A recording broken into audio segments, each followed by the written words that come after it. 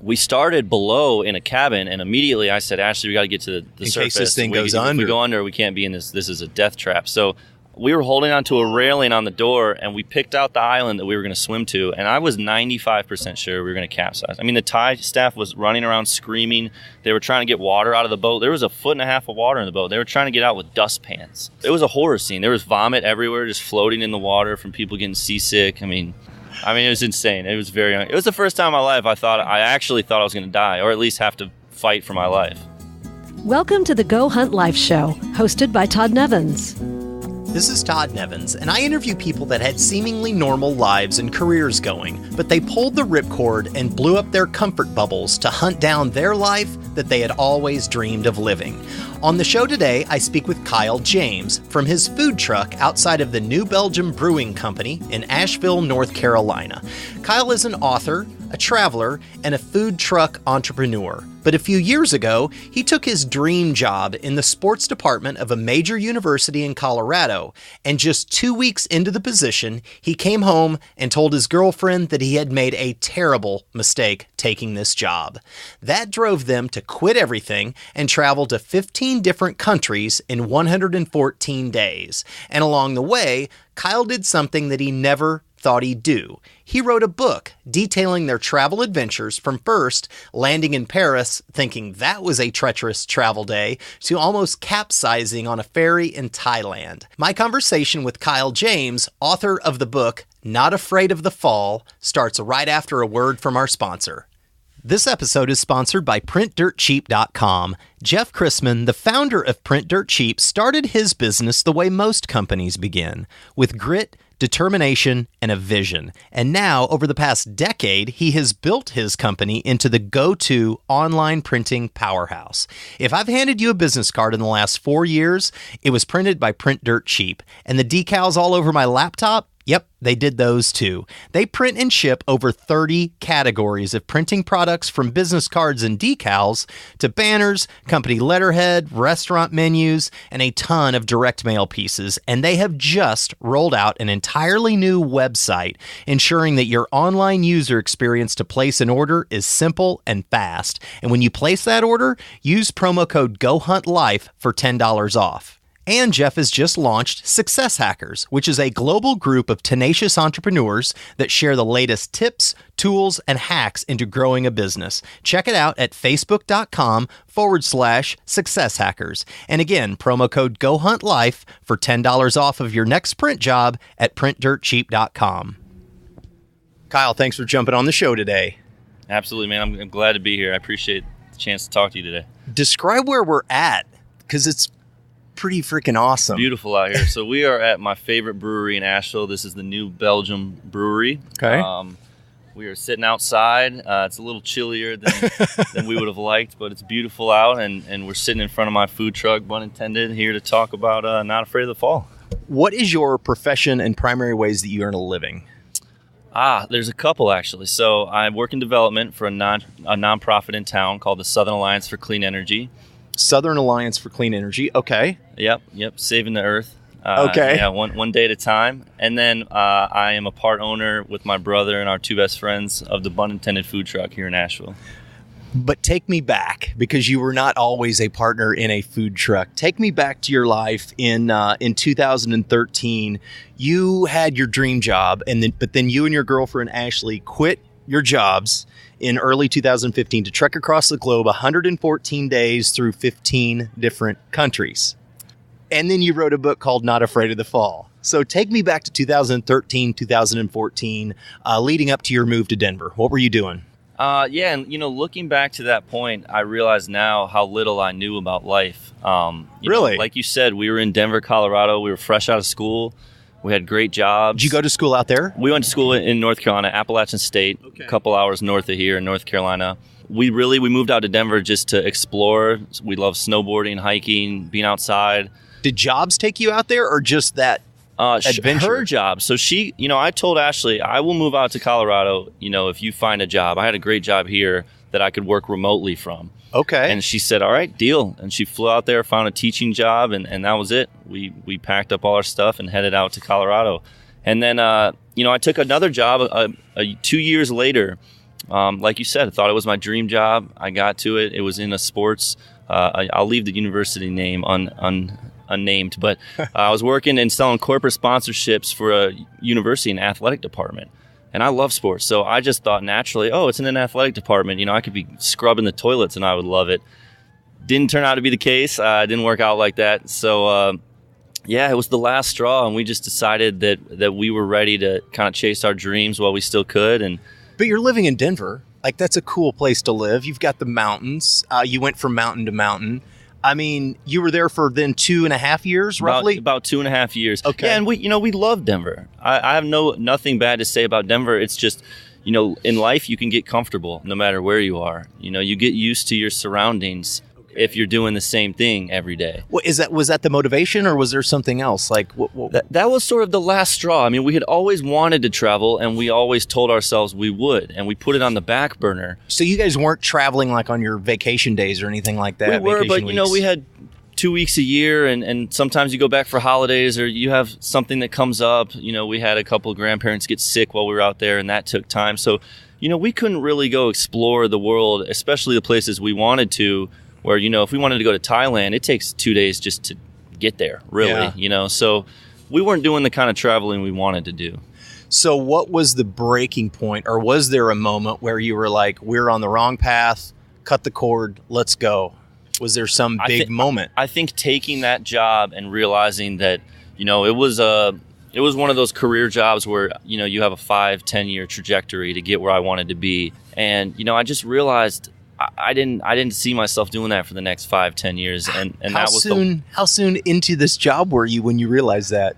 2 weeks. I mean, I had a great job up until that point, and when I quit, sounds terrible, dude. Oh, it was awful. I got there, and I mean, I can't even express to you how bad it was.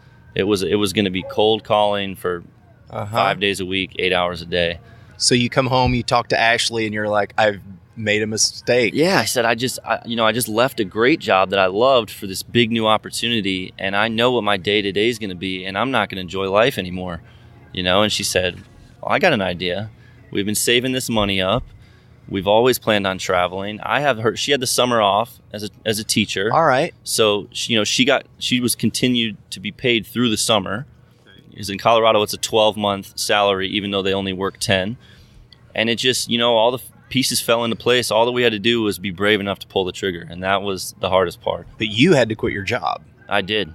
Okay. I did. So walk me through the day you quit. Oh man, I walked into my office, and I basically just told my new boss straight up everything I was feeling and what I was planning on doing, and he looked me in the eye and he said, "You're making the biggest mistake of your life." No way. He said, "You're going to regret this every day of your life." Wait, but he hired you, so it was kind of on him that he looked bad for somebody that he hired quit within 2 weeks in. Yeah, and I was very apologetic and told him, let me know what I can do to kind of soften this blow. I knew what I was doing to him. I was putting him in a really bad position, but I mean, yeah, he told me I was going to regret this every day of my life, and that's when I started to go, I don't know if I would have wanted to work here anyways. That's a strong statement for somebody that you've just worked with for 2 weeks. Yeah. I mean, it's not your, family member or something. Oh, that's interesting that you don't know me all that well yet to be saying that. But yeah, I mean, it was a tough day for sure. So you walk out of that office, then what? Like, how soon before you walk out of that office and walk onto the plane? 3 weeks. All right. And I mean, the whole 3 weeks, I was just terrified. Did I just make the biggest mistake of my life? So he was in your head. Yeah, he was in my head. My family members, friends, everyone we told, we're quitting these great jobs to travel the world. No one asked where we're going to go or what we want to do or who we wanted to learn from. Everybody asked, what are you going to do when you get home? What if you run out of money? How is anyone going to hire you again? And so there was no mentor that was helping you or somebody that you were looking towards, like, if they can do it, so can I? Not really. No, not really in a sense of on a personal note. We had read books and we had seen people that blogged and traveled and watched travel shows. But no, there was no one really that was standing there saying, this is a good idea. You're going to learn from this. You're going to do great things. I also had no idea I was going to write a book. That was never in the plans. So you step on the plane from what airport? From Denver? Denver. We went to JFK and we stayed in New York for a couple of days with some friends. And the first country you go to is? Paris. We flew into Oslo and then Oslo to Paris. Why Paris? We always want to go to Paris. It was pretty far west in Europe, so it's a good landing spot, cheap flights. And when we landed in Paris, it was not what we anticipated. We couldn't find our Airbnb. I mean, it was just a fiasco travel day. And so again, we're sitting there going, did we just make a huge mistake? We can't even get through day one. A lot of the people that I talk to have quit their jobs and they go out, and eventually the ones that like stay out there, they like embrace that chaos. Like the first 2 days or 2 weeks of just total chaos. You don't know the language, you don't know where you're going, you don't know where you're staying, you don't know this. It's pretty daunting though when you're in that reality. I was the exact opposite. I mean, I was, by the end of the trip, I know exactly what you're saying, because by the end, we looked back on that and thought that would have been the easiest travel day we've had. I mean, we were on ferries in Thailand that almost capsized. We were on buses for 9 hours with no air conditioning or bathroom. So we look back on our little Paris blunder and thought we were so naive. We had no idea. But you were outside of your comfort bubble. We were. To get started. We were. What possessions did you have? Was it just backpacks? Yeah, we bought backpacks, and we loaded up with the essential electronics, a laptop. Okay. I had a laptop, GoPro. a charger, GoPro. So we had sort of a Ziploc bag of all our electronic chargers. I wore my hiking boots everywhere, and then had one pair of spare shoes in there, and then plenty of clothes that, a month in we ditched. I ended up wearing the same. You took too much? Oh, way too much.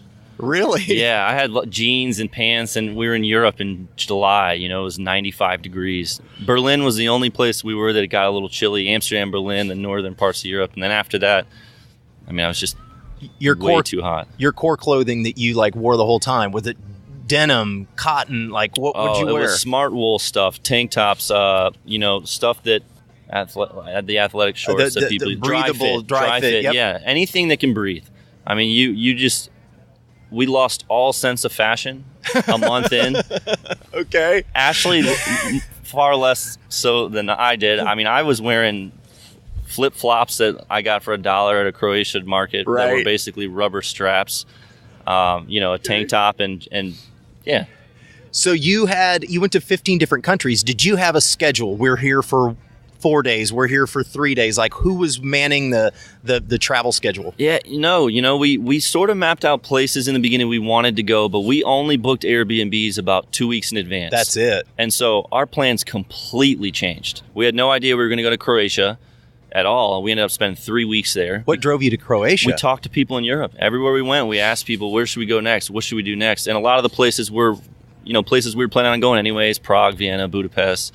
But people throughout these Krakow, Poland was not on the agenda. And we went there, and it was one of the most beautiful, vibrant cities we were in all of Europe. And I used to think of Poland as this, cold, Russian-esque mink hat. It was it reminded me of Florence, Italy. Krakow was incredible. Croatia was incredible. And we wouldn't have known about these places without talking to people. So that flexibility of our travels allowed us to, do things that we might not have done otherwise. Did you have an end day in mind? We're out for 114 days and that's it? Yep. So we booked our flight to Paris, and then 3 months later, we booked our flight from Athens, Greece to Bangkok. So we knew we had to get from Paris to Athens in 3 months. We just didn't know how we were going to do it. And then my sister was getting married at the end of September, so that was our end site. I think we would have stayed longer if we didn't have to come back, because Thailand was so cheap that we came in way under budget. What cities in Thailand did you go to? We flew into Bangkok. We went to Chiang Mai. We went out to an elephant nature park up in the jungle north of Chiang Mai, and then we flew down south, went to Riley Beach, and then flew across the country into the Gulf of Thailand and did the eastern islands. You hinted to this earlier, though, that you looked at your Paris day as that was a walk in the park. What was the most uncomfortable day or moment that you can remember? Oh man, we were on a ferry, like I mentioned earlier. We were on a ferry in Thailand, and we're out in the middle of the Gulf of Thailand, already on an island, and we're going to another island, and it's the rainy season when we're there. So I mean, it is monsooning out, and I remember just looking around and saying, "Is this safe? Should we be going on the boat today?" And the Thai staff was like, "Oh yeah, everything's fine."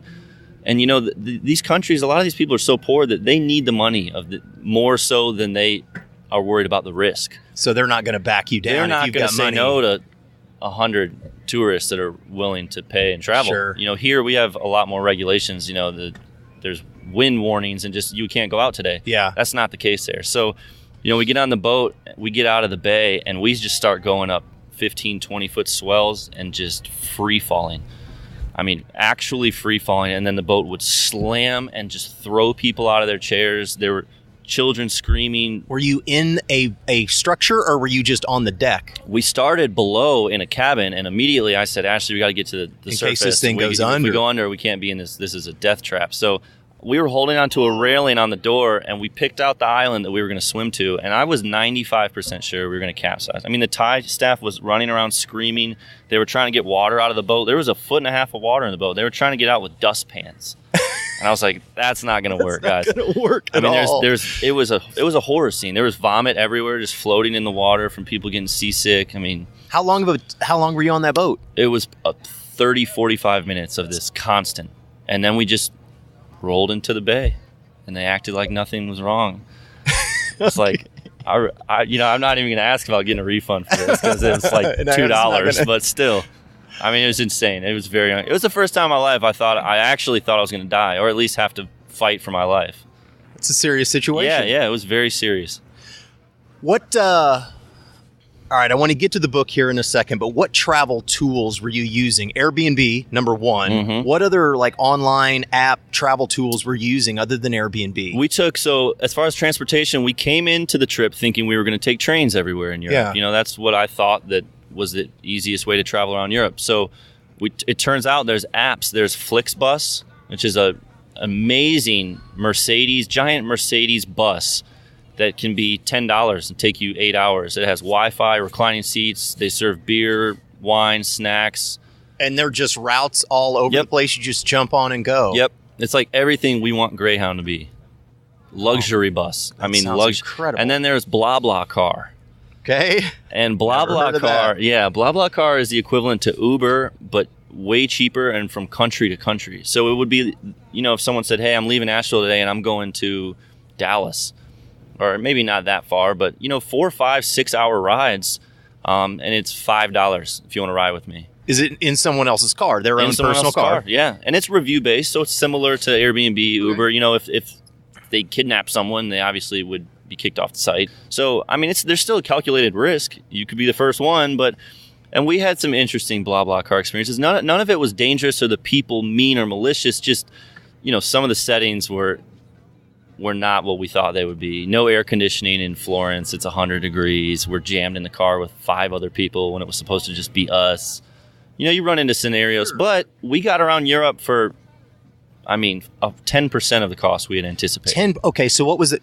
You got to be kidding me. So, for instance, what did you think you were going to spend, and what did you spend? So, okay, a train from Florence to Rome could be, $80, $100. All right, and we would spend $5 on a BlaBlaCar. Oh, wow. Okay, just not taking the train. Other forms of transportation. Yeah, we would at each juncture. So, okay, in 2 days we know we're going from Krakow to Budapest. We would look up BlaBlaCars, find the prices. Look up FlixBus, find the prices. And then we would just make decisions on. And trains were nowhere near. I think we took one train the whole trip, and it was because there were neither of the other two options. All right. So what did you budget for this 114-day period, and what did you spend? For the entire trip, we budgeted about $9,000 a person for the entire trip. That's quite a lot. That's a lot. Yeah. I mean, we were gone for 4 months, and we had to travel a lot. So the flight out there was $400. The next flight was $500. The flight home was $800. All right. So, and then $150 a day was our limit. So about $75 a day for transportation, food, lodging. I mean, yeah, we had been saving. We could have done it way cheaper, but we also could have done it way more luxurious. What's the number one thing you would have changed in those 114 days? If we had to the cut biggest down mistake. cost? Yeah, or no, just like your biggest maybe mistake that you're like, I wish I had a do-over on that. I wish I would have known that. It's a good question. I don't think there's anything that I think we just splurged a lot of times. We definitely spent too much money on food in Paris because we wanted to try all the cuisines. Sure. We probably would have spent, here's the number one thing. We would have spent less time in Italy. We booked about 3 weeks in Italy, and we could have done Italy, I think. Florence is incredible. Siena was incredible. Rome was incredible. But we then went up to Genoa and Venice, And Genoa doesn't have a lot going on, and Venice is a complete tourist nightmare. Yeah. Because there's no roads, so you can't walk around people. There's just... So, I mean, we probably would have just done those 3 cities for a week and a half and stayed in Croatia. Support for this podcast and the following message comes from Click Placement, a digital agency designing Google AdWords and pay-per-click marketing strategies for startups, small businesses, and even people building a side hustle. Hit up clickplacement.com to start a conversation. If you would like to personally support the Go Hunt Life podcast, go to patreon.com/Go Hunt Life to make a donation. I'm going to get to the book here in a second, but first, when you came back, you returned back to the United States. You returned for a wedding. Did you have... I mean, you weren't gone that long, but what was the first thing that you noticed? Like, oh yeah, this is the United States. Like instantly. I mean, the second we arrived in the airport, we had just been the new guys all over the world. We were, the not immigrant because we weren't moving there, but we were the new guys. Sure. You know what I mean? A lot of times we didn't know the language. We were lost. Yep. And every single place we went all over the world, people treated us with such kindness and compassion and helped us find our way. And here's the sign, do that. And, we flew into Charlotte, and I saw a woman who was clearly from, Eastern European or something. She was Eastern European, and she was lost, and she was starting to tear up because she just couldn't figure it out. And, the Border Patrol or the, not Border Patrol, but the immigration officers, sure. They were being so rude and mean and yelling at her this way and go do this, and then kind of making fun of them with their buddies. And I just thought, oh, we're back in the land of the bullies, I mean, it was so disheartening to see after being gone for so long and just being treated so kindly all over the world that, the way that we look at outsiders is just, it's so incredibly wrong. Man, that's a tough lesson. Did you have jobs waiting for you when you came back? Did you come? Where did you come back to? We came back here to Asheville actually. Okay. Yeah. So we didn't. So we came back and we were under budget. So we had, $3,000-4,000 to get back on our feet and kind of, my parents were here and the wedding, my sister's wedding was here. So we just decided to stay for the holidays. We came back about this time actually. So it was Thanksgiving and we went and visited family, came back, and Ashley found a job immediately. She's a teacher, and she has a great resume, has taught all over the world. So she found a job immediately, and I spent the next month and a half writing this book and trying to figure out how to publish it. Okay, so you started the book, though, during your trip, right? Yeah, I wrote the entire book. It was a daily journal. Yeah, when you say wrote, like you freaking wrote it. You didn't type it. Hand wrote the whole thing. In a journal. In 4 or 5 journals. So what happens, like if you write it on a laptop, you're putting it in the cloud, and you lose your laptop, you still have your book. What happens if your backpack gets swiped with your books in it? I was treating those book journals like my world. I mean, I was holding, when we would travel, I would hold them in my hands. I didn't even risk it. But yeah, I started to transcribe on the trip, and I probably got about a quarter of the way through transcribing it. So yeah, I still would have lost most of the story. It was so much, transcribing. And I think there's apps now and like machines that can do that for you. But I also had to edit a lot and add adjectives and add detail. Some of the journals were, we went here, we did this. And then, and the main point was I wanted to remember all of those things. What was the motivation behind writing it? It was so much easier for my mind, at least, to flow organically handwriting. I mean, when you type, you can type and hit the delete button so easily. But I mean, even putting your thoughts down on paper or in a computer, like what was, when you started writing motivation. it? Yeah, like the initial, like were you? It's a funny story, actually. So the first day in New York City, we get out of the airport, JFK, and we've got our new backpacks. We're strapped up. We're feeling great. And we said, let's walk to Manhattan from JFK. And anyone that knows New York, you can't walk to Manhattan from JFK. I mean, it's not even a distance thing. It's just the highways you would have to cross. But that's how naive we were. And so, I wrote in the book, 3 Frogger experiences later, our Uber had arrived. It was just sort of a funny email I wrote my parents about our first day as quote-unquote backpackers. Yeah. And they thought it was hilarious, and Ashley thought it was hilarious, and they said, send us one tomorrow, an update. And so I just started casually writing these funny, our daily blunders and successes and what we did and what we ate. And, after about 4 or 5 days, I just kept doing it. And it was fun, and I'm very OCD. So when I start something, I'm like, oh, I got to do my daily journal today. I had never written in my life. I mean, I studied science in college. I wrote lab reports, which is data-driven. I had never been a creative writing guy. When did the title come about? Because it's called Not Afraid of the Fall. Okay, great title, but was there ever a time where you were afraid of the fall? The repercussions to your career, to your savings account, to whatever? Absolutely. The whole time I was afraid of this, but our very first Airbnb in Paris, we went up to the 5th floor in the Bastille neighborhood. And our first host, her name was Clemence. She was walking us around the studio, and she pointed to the window and said, there's a little AstroTurf ledge right there, a little porch, if you will, but it's just sitting on the roof, but it's flat. She's like, I go out there to enjoy the view and smoke cigarettes, so you're free to go out there and sit as long as you're not afraid of the fall. And that was our very first day, and so I sort of wrapped up our first day of travel and said, we don't know what we're doing. We're naive backpackers. We're out here exploring, and we certainly are going to have blunders along the way, but we're certainly not going to be afraid of the fall. And that was sort of just a daily reminder that we had to live every day and kind of get after it. Was there someone that you were writing the book for, whether it was your buddy, your parents, or some stranger that you're like, what, we took the risk, you should too? Like, did you have somebody in mind? At first I didn't. I was just writing. I still didn't know I was going to turn it into a book until probably 3/4 of the way through the trip.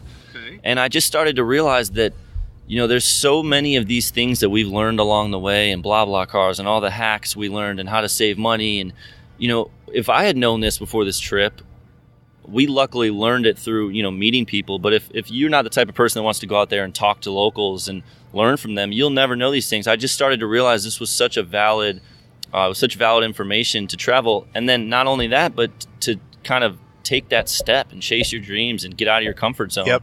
I just knew there were people around the world that no matter what, it might not be traveling, it might be starting a podcast or starting a food truck. Yeah, doing things you love for a living rather than living to work. Yep. I just thought it would inspire people, and that's what I wanted for it. So you came back. What was the process once you came back? You had to transcribe it out of your journals onto Word docs or your computer. Like, what was the process of getting it in the cloud and then published? Yeah, so I like you said, I had to transcribe it. It was a nightmare. I mean, my handwriting's so bad. So just on you? Did you rely on another editor or anything? Nope, I did it all myself. And then I found a publishing company out of San Francisco called Inkshares, and they're amazing.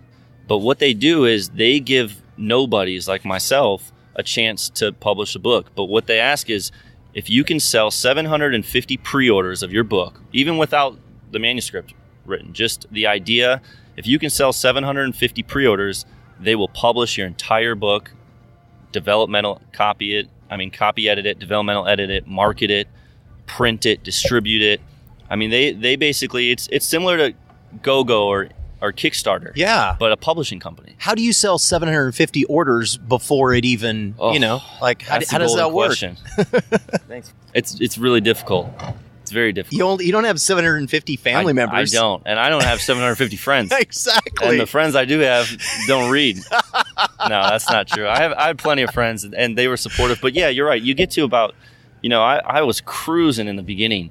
All my family, all my friends buying. I'm like, I had 200 pre-orders in the first month or so. Okay. And then the next 550, you're like, where am I going to find this? So, I just had to create and establish a guerrilla marketing campaign. Social media, I created an Instagram account. I created a Facebook account, a Twitter account. I provided daily content. Pictures of our trip truly worked. Because there is a growing motion of travel, wanderlust, and people want to see, the Berlin Wall or standing on top of the Colosseum. And we had all these pictures that we just happened to be taking while we were there. We're millennials. We're taking pictures. We're sharing on social media. Sure. And I would write captions of our story, a caption about the Colosseum that day, and a picture of the Colosseum, and then, pre-order the book. And it started to kind of pick up speed. Wow. It was really tough, though. It published July of this summer, 2017. July 11th. Yep. How did that day go?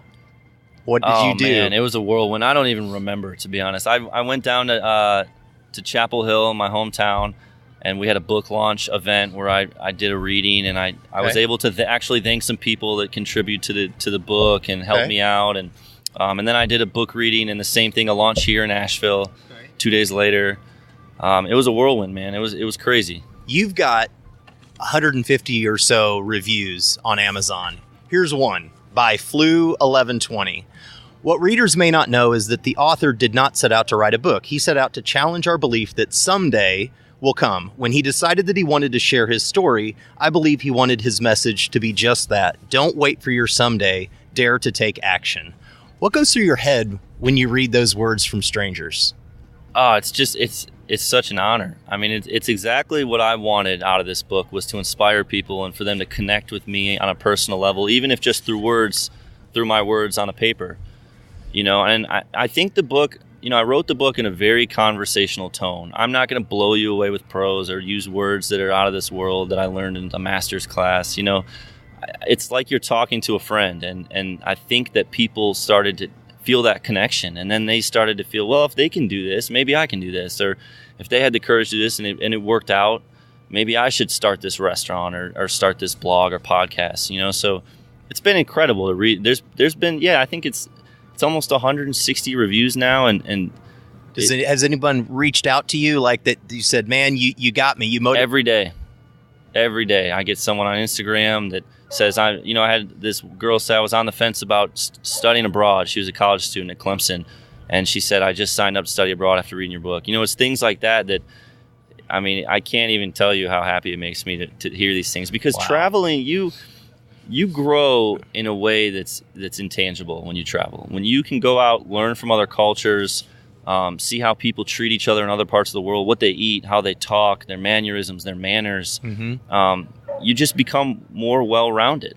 There's no way around it. You're just learning. It's like reading a textbook. People don't like to read textbooks, but you're going to gain knowledge. And if you would rather go out and have real-world experience and gain knowledge, traveling is the way to do it. You came back, and you've also, as you said earlier, you're a partner in Bun Intended, Thai steamed buns, and I'm going to mispronounce it, bao? You nailed it. Done. Bao. All right. So was this inspired by the food that you had in Thailand? Well, somewhat. I can't take full credit for that. I fell in love with the cuisine in Thailand. I mean, Thai food, to me, the flavors are so distinct in every bite. It's not just... It's hard to explain. Thai food to me is just one of the most well-rounded cuisines on earth, and I loved eating Thai food. And so when I came back, my brother's was a sous chef, all right, and two of our best friends, Matt and Shorty, were also cooking. Shorty's Thai, so she would cook for us on weekends, and she had all her family's recipes from hundreds of years. Her mom's a chef, her grandma's a chef, her great grandma's a chef, and so these are coming from. I mean, these are real Thai recipes. And we would say, Shorty, this is incredible food. We could sell this. I had, before you got here, I had the pork belly. Oh, our bread and butter. It's ridiculous, man. It's awesome. It's incredible. So good. Yeah. So what's been the most unexpected obstacle in buying a truck, starting a food truck, all of the stuff that entails? Every day on a food truck, and anyone that owns a food truck will tell you, every day something will go wrong. Whether it's a piece falls off, something breaks. We weren't expecting half the things that have gone wrong to go wrong. So every day it's crisis control. But what we have that's truly special is we have 4 owners. We're the only ones that are here. We're here every day. We love each other to death. So we fight, but we always get along in the end. When you get in the moment and you've got 45 people in line out here and they want their food, a food truck is 2 feet by 10 feet. So when there's 4 bodies in there going crazy, I mean, it's actually poetry in motion the way that we move around in there, because it's tight. It's not like a kitchen. What are you focused on in the next 6 months? I'm fully focused on this food truck. Yeah, we're so excited to grow this. It's my next venture. I've been working on this book for the last 2 years. Is that over now? Like, any more book signings? Like, what else can you do to help promote the book, other than like social media, of course, is always there. But is there anything else that you're... Yeah, I'm looking at doing something more in the spring. I would like to do a little book tour in the spring that gets ready for the summer to kind of promote traveling in the summertime. I would love to do something like that. I've been really busy with this truck, but my publicist and my publishing company, we're going to be looking at kind of launching something in the spring. It'll have 6 months out where, we'll have a good review base. We'll know where we stand. And yeah, absolutely. I mean, that's the great thing about a book is it's forever, and it's still very current. If you could go back and have a conversation with yourself as you were walking out of your boss's office that had rattled you and said, you're going to regret this for the rest of your life. If you could walk by yourself for 1 minute and give yourself a piece of advice at that moment, what would you have told yourself? I probably just would have said the best is yet to come. So proud of you, you know? And there we go. Yeah. All right. You can find Kyle on Facebook at kyle.james.73, on Twitter at Bun Intended AVL, and at Kyle Robert James, on Instagram, Not Afraid of the Fall, with underscores underneath each word, and on Amazon, of course, Not Afraid of the Fall. Kyle, thanks for joining me. Hey, I really appreciate it, man. Don't forget to hit up the rock stars at printdirtcheap.com and use promo code GoHuntLife for $10 off of your next print job. Hey, Life Hunters, thank you for listening to this episode of Go Hunt Life. If you like the show and would like to support it, go to iTunes and do this. Subscribe to the show, leave a rating, and review it. It helps. And thank you. If you or someone that you know has quit their normal life to follow their dreams, I would love an introduction and maybe interview them on the show. You can find me at GoHuntLife.com and also on Facebook, Twitter, Instagram, and Pinterest at Go Hunt Life. Until next time, stay weird, dare greatly, and ripcord out.